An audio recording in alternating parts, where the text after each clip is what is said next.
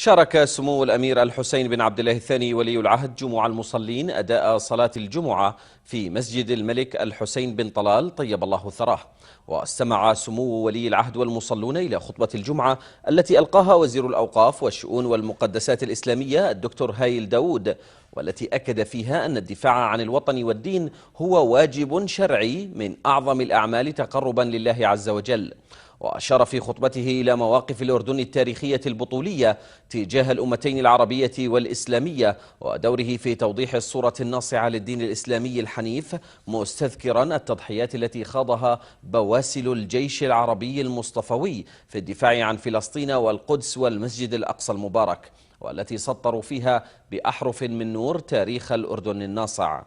ولفت إلى جهود الأردن بقيادة جلالة الملك عبد الله الثاني في الدفاع عن الإسلام والمسلمين عبر التاريخ، مؤكدا أن الأردن يتميز بنعمة الأمن والاستقرار والتفاء أبنائه وبناته حول قيادتهم الهاشمية وجيشهم العربي، ما يجعله حصنا منيعا رغم ما يواجهه الإقليم من تحديات كبيرة.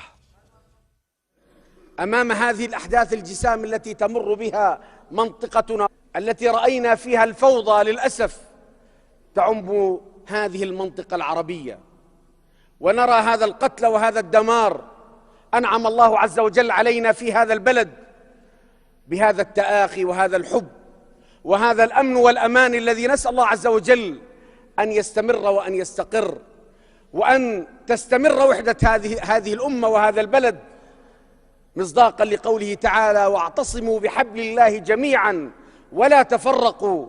وبقوله تعالى: ولا تنازعوا فتفشلوا وتذهب ريحكم. نحن في هذا البلد وحدة واحدة،